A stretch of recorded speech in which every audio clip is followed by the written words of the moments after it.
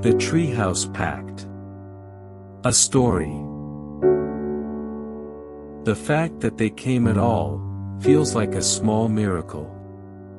Sara would have been 30 today. And we all agreed to be here, keeping the pact we made on her 16th birthday.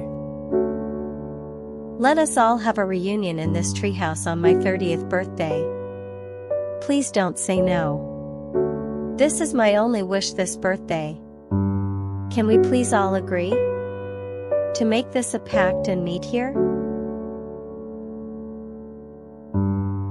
We all agreed to it. And the pact was sealed. There they are, Kevin and Vicky.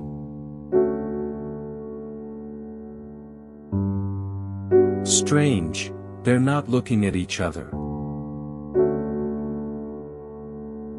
Vicky, Kevin, Josh. Right at 6 p.m. You still honor Sara's punctuality. I'm moved. Come join us for tea. She gave us something to give you when you come. She gave me these before you climbed into that treehouse, the day of the pact. No way we are climbing in there. It will collapse. Let's sit here on the grass. It just rained. My trousers will get wet. You will survive it, Kevin. We built a small fire. You be the tree, Sara. 5 letters. One for each of us. One says, read this first, another, read this last. Read the first one then. Hey you guys. When we made our pact that night, I already knew I wouldn't be here the next year. This treehouse, our secret little world, held so much. Our laughter.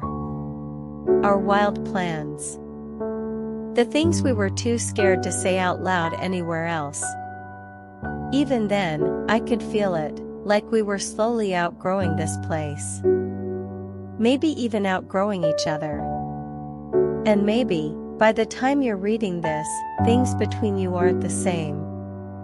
That's okay. This letter is just my tiny way of saying, once, we were something kind of magical.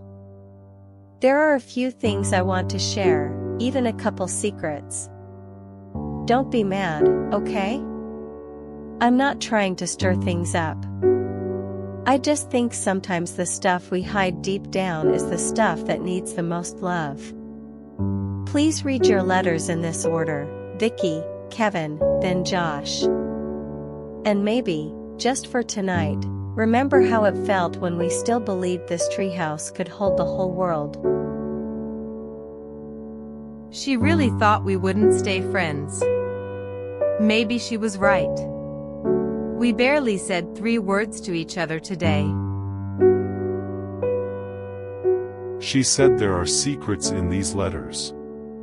Feels like she's about to drop a bomb we didn't ask for. She knew what she was doing, saving this for 30. She wanted us to face something. Together. Even if we weren't ready.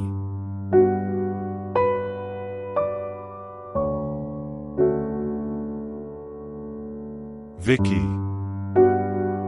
Ready to read your letter? Vicky.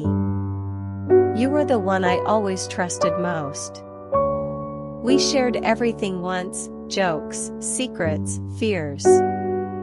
You knew when something was wrong with me without me saying a word. That kind of knowing. I never had it with anyone else.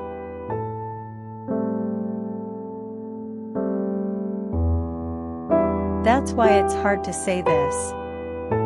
When I found out you liked Josh, I knew how much it meant to you. I never told you, but I stepped back, even when he started being more around me. I didn't want to come between you two. I really didn't. But I think you misunderstood. You started pulling away. I felt it, how your trust in me cracked a little. Maybe you thought I was hiding something. Maybe you thought I didn't care. I wish we had talked. I wish you had told me what was going on inside. But instead, we slowly drifted. And I didn't know how to stop it. When I got to know about the illness, we weren't close anymore. And I didn't know how to reach out. I didn't want your pity. And maybe I was scared you wouldn't believe I hadn't betrayed you. But Vicky, please hear this now. I never tried to take what mattered to you. I was trying to protect what we had. Even if I didn't do it perfectly. You have such a strong heart. But you don't always let it be seen. Please don't hide from love, or from people who want to care for you. You were the one who once saw me so clearly. I hope someone sees you that way too. And I hope you let them. I miss us. And I'll always carry you with me. Sara.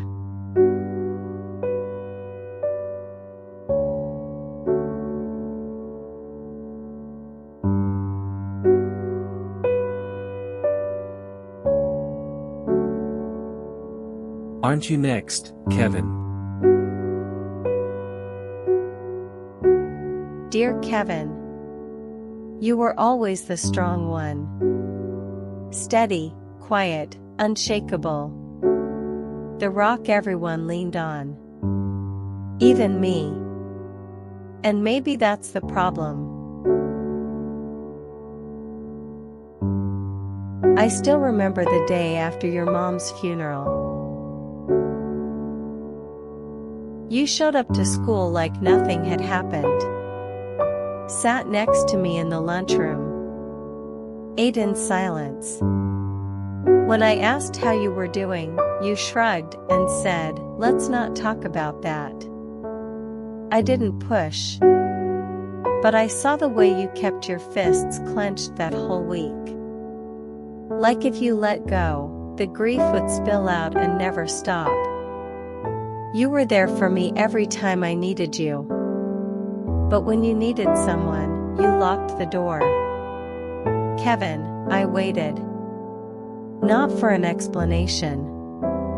Just for a moment where you'd let me sit beside your sadness. But you never did. Your strength made you admired by everyone. The grades, the field, the calm face. But admiration isn't the same as love. You never let yourself be held. So let me say this now. You don't always have to be the one holding it together. You're allowed to break. You're allowed to be the soft one. You don't have to earn comfort. If I were there now, I'd just sit beside you. No questions, no fixing. Just like I tried to back then. I hope one day you let someone in. Really in.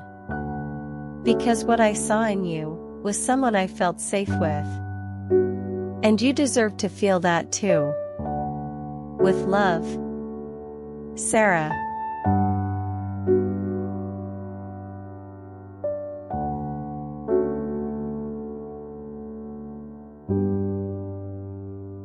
Finally it was my turn.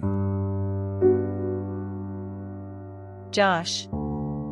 You were always there. The steady one. The quiet space the rest of us leaned on without even noticing. I used to think your silence meant you were untouched by things. But now I know you just carried everything quietly. Even me. You loved me. I knew. You never said it out loud, but I felt it. In the way you noticed when I disappeared into myself. I still remember the day I fought with Vicky and stormed off. You didn't ask what happened. You just followed me to the edge of the field. You sat down next to me and handed me that silly purple candy you knew I liked. We didn't speak. We just sat. Until I could breathe again. In the way you looked at me when you thought no one saw. And I couldn't love you back. Not the way you wanted. Not then. Because Vicky loved you too. Long before either of us had words for it. And I couldn't let myself come between you two. I didn't know how to hold her trust and your love at the same time. So I chose distance. I pretended I didn't notice. I hoped it would protect something. But I see now it only left you alone. Let me take a wild guess. Even after I was gone, you never moved on. You held on to something no one asked you to carry. Am I right? Josh. That kind of love is beautiful. But it's not meant to be a burden. You don't have to be the one who always waits. Who always gives. You deserve to be chosen too. Not because you are good. Not because you stayed. But because someone sees you and wants you. For all that you are. If I had lived, maybe I would have found my way to you.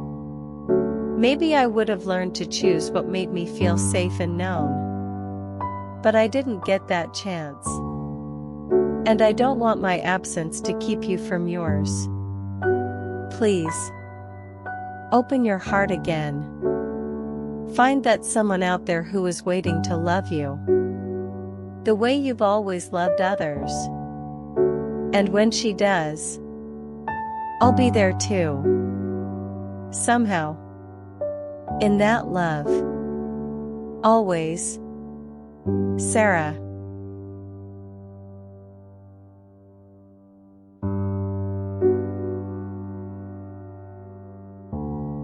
Don't we have one last letter? To all of us. We carried so much. Love, confusion, longing, jealousy. The fear of saying too much. The ache of saying too little. But underneath all that, we were 4 kids in a treehouse.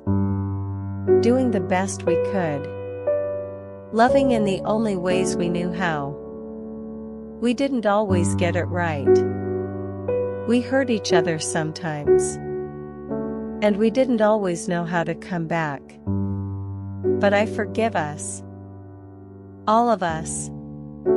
I forgive myself, too. For disappearing when I should have reached out. For leaving without saying goodbye properly. Maybe some goodbyes only happen later. Like now.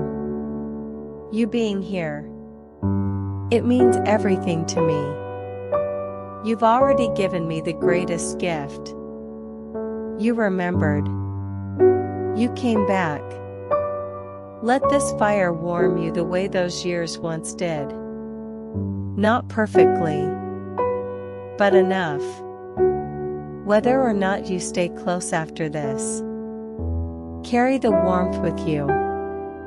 The kind we built in this small wooden room. The kind that makes us brave enough to keep loving. And when you wonder where I am, know that I live in each of you. In the laughter. In the awkward silences. In the space you still make for each other. Carry it with you. Always. Sara.